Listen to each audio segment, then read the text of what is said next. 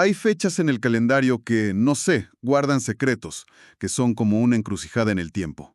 Hoy vamos a explorar una de esas. Ajá. Hay una frase de Confucio que siempre me ha dado vueltas y dice, el hombre superior comprende lo que es correcto, el hombre inferior solo lo que le conviene. Una frase fuertísima. Fuertísima. Y vamos a usarla no como una respuesta, sino más bien como una pregunta, como una lupa para examinar dos eventos que a primera vista no podrían ser más distintos. Y es que el contraste es brutal. En el mismo rincón del calendario tenemos, por un lado, la creación de una de las instituciones más duraderas y silenciosas del mundo, diseñada para proteger. ¿Y por el otro? Y por el otro, la destrucción violenta y pública de un poder que se creía eterno. Exacto. Por un lado, el nacimiento de la Guardia Suiza en 1506, un cuerpo de hombres jurando lealtad hasta la muerte. Y por otro, la ejecución de Luis XVI en 1793, un rey guillotinado por su propio pueblo. Uf, La misión que nos proponen las fuentes de hoy es entender qué es lo que realmente sostiene a una sociedad, a una institución o incluso a una persona, cuando todo se viene abajo. ¿Es la fuerza bruta? ¿Es la tradición?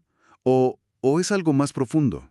al final de eso se trata, ¿no? Estamos viendo dos respuestas completamente opuestas a la crisis. Una es la construcción de un orden desde adentro, o sea, basado en la disciplina. Y la otra. La otra es el colapso de un orden que solo se sostenía por fuera, por la costumbre. Y es justo en esa tensión, en ese choque, donde se esconde la lección más importante. A ver, vamos a meternos de lleno en esto. Empecemos con la historia menos conocida, pero quizá la más reveladora. Venga. Vámonos al Vaticano de 1506. Hay que imaginarse la época, ¿eh? Europa es un hervidero de alianzas que se rompen, traiciones, guerras constantes. No es un lugar seguro, y menos para el Papa. Para nada. En ese momento, el poder del Papa no era solo espiritual, era un poder terrenal y, sobre todo, muy disputado. Necesitaba protección, pero no cualquier tipo de protección. Claro, no le servían mercenarios que se vendieran al mejor postor. Necesitaba una lealtad a prueba de todo. Y la encontró en un lugar, pues, bastante inesperado. En los Alpes. En los campesinos suizos. Me parece increíble. ¿Por qué ellos? Digo, no eran una potencia militar, no tenían grandes generales. ¿Qué los hacía tan especiales? Fíjate que las fuentes señalan que tenían algo que el oro no podía comprar. Una reputación de disciplina férrea, una vida muy austera y, sobre todo, una lealtad incorruptible. Ah, ok. Eran jóvenes acostumbrados al rigor, a cumplir con su deber sin hacer preguntas. Su misión no era conquistar ni ganar gloria, ¿eh? Su propósito era mucho más simple y a la vez más difícil. Custodiar. Proteger a otro a costa de la propia vida. Es una idea muy potente esa. No se les promete riqueza ni poder, solo el honor de cumplir un deber. O sea, su valor no está en lo que ganan, sino en lo que preservan. Justo. Y vaya que lo han preservado. Llevan más de 500 años haciendo exactamente lo mismo. Y ese punto que tocas es crucial porque nos da una pista sobre su fortaleza. Hay un episodio que lo ilustra a la perfección. El saqueo de Roma en 1527. Uf, sí. Las tropas del emperador Carlos V invadieron la ciudad, una turba violenta y sin control. Mientras todos huían, 147 guardias suizos hicieron un círculo alrededor del Papa Clemente VII y lucharon hasta el último hombre para que él pudiera escapar. ¡Qué imagen! Murieron casi todos, pero cumplieron su misión. Ahí está la prueba. Exacto. Su estructura no depende de ganar, sino de resistir, de mantenerse firmes. Son el ejemplo perfecto de la primera parte de la frase de Confucio. Eligen lo que es correcto, el deber, sin importar el costo. Justo a ese punto quería llegar. Su supervivencia a lo largo de los siglos no se debe a que sean el ejército más poderoso, sino que su pilar es la conducta, la coherencia interna. La conducta. Es un compromiso con una función que trasciende al individuo. Cada día, cada guardia repite los mismos gestos de lealtad. Es esa repetición, esa disciplina, lo que los hace indestructibles. Ok, entonces tenemos este modelo de estabilidad basado en el deber interno, en la conducta. Pero, ¿qué pasa cuando una estructura se sostiene solo por la costumbre, por la apariencia, por el derecho heredado? Ahí es cuando se rompe. Para ver el otro lado de la moneda, el texto nos lleva a un escenario completamente opuesto, el París de 1793. Y el salto es vertiginoso. Pasamos de la disciplina silenciosa del Vaticano al caos absoluto de la Revolución Francesa. El aire en París huele a pólvora, a pan duro y a discursos furiosos. Sí, una locura. La monarquía, que había gobernado por siglos, se tambalea. Y en el centro de todo está Luis XVI. Las fuentes lo describen no tanto como un tirano malvado, sino como algo quizás más trágico. Un hombre indeciso, superado por las circunstancias. Totalmente. Un rey por herencia, no por carácter, que llegó al poder en el peor momento posible. Exacto. Su problema no fue la crueldad, fue la desconexión. Años de decisiones cómodas, de evitar los problemas reales, de priorizar la etiqueta de la corte sobre el hambre del pueblo. Claro. Su poder se había convertido en un asunto personal, familiar, y había perdido de vista su deber fundamental. Eligió una y otra vez lo que le convenía para mantener la calma en el palacio, ignorando la tormenta que se formaba afuera. Hasta que la tormenta lo arrasó. La imagen de su ejecución es terrible.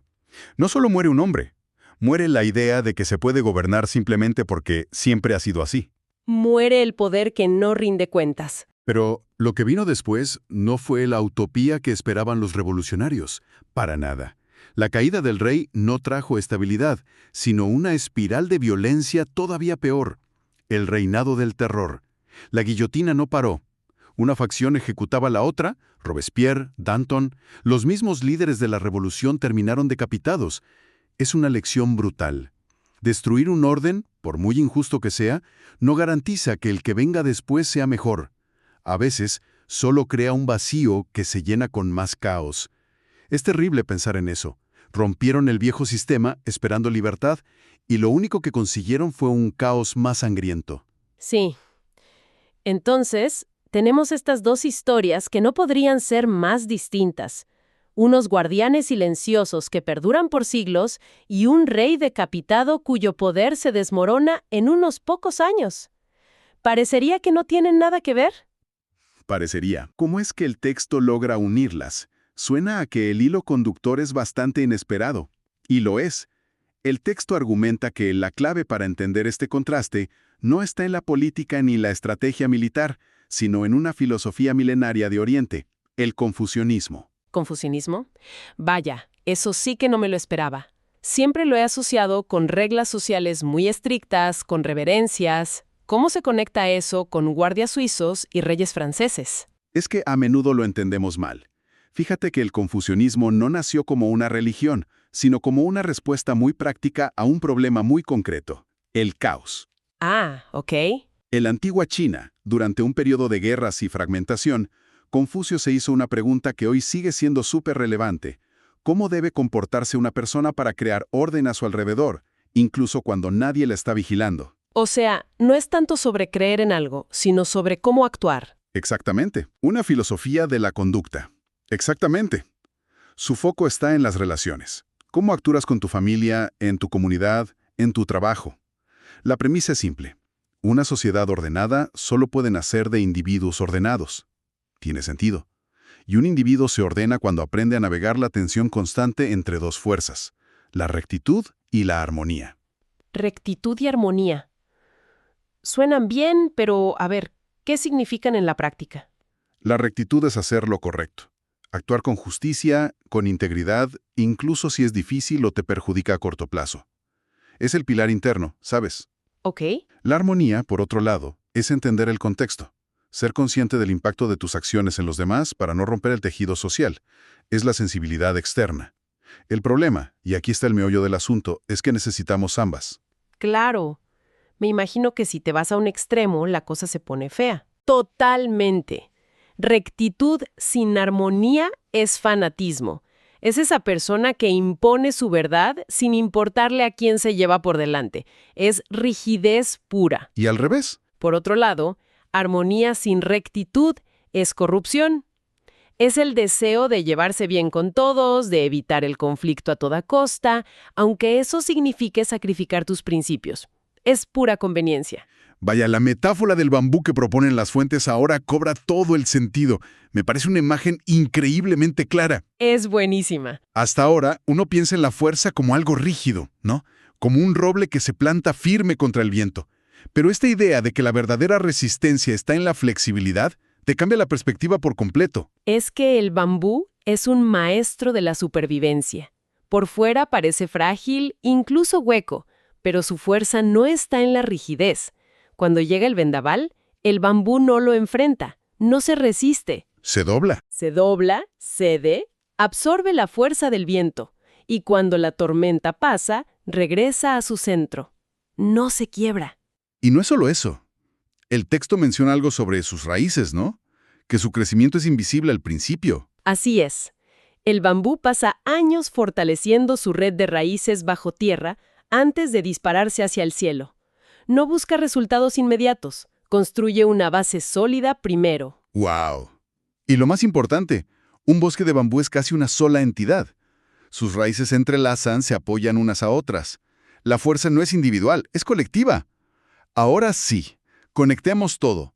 ¿La Guardia Suiza es el bambú? Sin duda. Su fuerza es la flexibilidad dentro de una disciplina férrea. Han sobrevivido a papas corruptos, a guerras mundiales, a cambios políticos radicales, porque su estructura interna es sólida. Su lealtad no es a la persona. No, es al rol, a la institución. Se doblan con las tormentas de la historia, pero su centro, su deber, permanece intacto. Sus raíces están profundas. Y el régimen de Luis XVI es el roble. Es el roble podrido. Por fuera parecía imponente, rígido, sostenido por siglos de tradición. Pero por dentro estaba hueco. Totalmente. No tenía flexibilidad, no tenía raíces profundas en el deber real hacia su pueblo. Cuando llegó la tormenta de la revolución, no pudo doblarse. Se partió en 1000 pedazos. Entonces, la gran lección del confucianismo a través de esta metáfora no es como evitar el caos. El caos es inevitable. El viento siempre va a soplar. Siempre. La lección es cómo cultivar una estructura interna tan sólida y flexible que te permita atravesarlo sin ser destruido. Esa es la clave. No se trata de controlar el mundo exterior, sino de gobernar el mundo interior. Y es fácil ver esto en la historia, en reyes y guardias, pero la fuente argumenta que esta misma dinámica, de rigidez contra flexibilidad, de rectitud contra conveniencia, ocurre dentro de nosotros todos los días, ¿no es así? Absolutamente. El texto habla de los reinados internos que colapsan. Esa fachada de control que a veces montamos en el trabajo o en la vida social, mientras por dentro sabemos que no hay coherencia. Claro. Prometemos cosas que no cumplimos, defendemos valores que no practicamos, y funciona por un tiempo, hasta que llega una crisis, un despido, una ruptura, un fracaso, y toda la estructura se viene abajo. El autor del texto que analizamos cuenta una anécdota personal muy reveladora sobre esto. Describe una etapa de su vida en la que quería forzar los resultados, tener éxito a toda costa. Ajá, tenía una enorme rigidez en sus expectativas, pero muy poca disciplina en sus acciones diarias. Y bueno, el choque con la realidad fue brutal. Y la lección que saca es de una honestidad que duele. Ver mejor no es mirar más lejos, es mirar con más honestidad. Esa frase es demoledora y plantea una pregunta fundamental. Si nos damos cuenta de que nuestro reino interno está hueco, ¿cómo empezamos a construir esa base sólida? O sea, ¿cómo cultivamos nuestro propio bambú? Suena bien en teoría, pero este ritual de la rectitud diaria que proponen, ¿no corre el riesgo de volverse una simple lista de tareas? ¿Algo mecánico que pierde su significado? Es un riesgo real, y el texto lo aborda. Por eso insiste en que su propósito no es la productividad ni el éxito inmediato, sino algo mucho más sutil, la dignidad sostenida en el tiempo. Dignidad. Me gusta eso. Se trata de restaurar la confianza en uno mismo. La estructura es simple y se basa en 3 capas. A ver, ¿cuáles son? Primero, la observación silenciosa. Antes de empezar el día te preguntas, ¿qué rol fundamental representó hoy? ¿Padre? ¿Colega? ¿Líder? ¿Amigo? ¿Y qué se espera legítimamente de ese rol? No lo que yo quiero, sino lo que el rol demanda. ¿Ok? Primer paso. Segundo, la acción justa. A lo largo del día, eliges conscientemente realizar una acción concreta, aunque sea pequeña e incómoda, que honre ese rol. Y no tiene por qué ser algo heroico. ¿Puedes dar un ejemplo concreto? Claro, imagina que tu rol es ser un buen colega. La acción justa podría ser tan simple como admitir un error tuyo en un correo, en lugar de usar un lenguaje vago que deje la culpa flotando sobre todo el equipo. Uf, eso es incómodo. Es incómodo en el momento, te expone, pero fortalece la confianza a largo plazo. Es un acto de rectitud. Y la tercera capa es el cierre consciente. Ok, al final del día, reflexionas brevemente. ¿Actué con integridad hoy? Sin excusas, sin justificaciones. Solo una observación honesta. Entiendo. El objetivo no es ser perfecto, sino reducir la distancia entre quien dices que eres y quien realmente eres en tus actos. Reducir ese ruido interno, ¿no? Justo. Cuando tus acciones se alinean con tus principios, la mente se calma. Las decisiones se vuelven más simples. Te vuelves confiable, primero para ti y, como consecuencia, para los demás. Y como una práctica más física, más de cuerpo, el texto sugiere algo llamado la caminata del bambú. Me gusta el nombre. Sí, está bueno. Suena a todo menos a un ejercicio agotador. Es que no lo es lo opuesto. La idea es caminar sin un destino fijo, sin prisa, sin mirar el teléfono. El único foco es mantener la columna erguida, pero los hombros y los brazos relajados. Como una caña de bambú. Exacto. Firme en su centro, pero flexible en su movimiento. Con cada paso, la idea es soltar una expectativa. Y al final de la caminata, cuando la mente está más despejada, te haces una sola pregunta. ¿Qué acción pequeña haría hoy honor a la persona que aspiro a ser? Es una forma de reconectar con esa rectitud de la que hablamos, pero desde el cuerpo, no solo desde la cabeza. Me parece fascinante cómo todas estas piezas, la historia, la filosofía, la práctica, encajan al final. Al final todo regresa a esa imagen del bambú. Su verdadera fuerza, su esencia, es guardar la forma correcta cuando todo a su alrededor la pierde.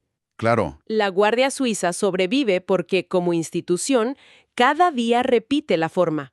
Cada relevo, cada saludo es un acto de continuidad que refuerza su estructura interna. y Luis XVI cae. Luis XVI cae porque su conducta ya no tenía ninguna conexión con la responsabilidad de su rol. El símbolo del rey se había vaciado por completo. Como decía el confucianismo, cuando el ritual, entendido como el deber sostenido, la conducta correcta, se rompe, el orden ya no tiene de dónde agarrarse. Se derrumba. La conclusión de todo esto es que la verdadera sabiduría parece estar en esa unión de pensamiento, acción y contexto. Pensar en lo correcto sin hacerlo es autoengaño. Totalmente. Y actuar sin entender el contexto es simplemente imprudente. Es un equilibrio difícil, pero necesario. La lógica compartida entre el bambú, el guardia suizo y una persona que busca coherencia es esa: hacer lo correcto incluso cuando nadie te ve, cuando nadie te aplaude. Y para quienes nos escuchan, esto deja una pregunta flotando en el aire, ¿no? A ver, ¿En qué área de la vida se ha abierto una brecha entre el rol que se ocupa y las acciones diarias? ¿Y cuál sería esa acción justa, por más pequeña que sea, para empezar a cerrarla? una reflexión que vale la pena. Y para nuestro siguiente análisis, la dualidad nos llevará a otro territorio fascinante: el caos desatado por la ambición humana frente al triunfo silencioso de la simplicidad. Exploraremos una historia de oro y multitudes enloquecidas y una sola idea que cambió la comunicación mundial para siempre.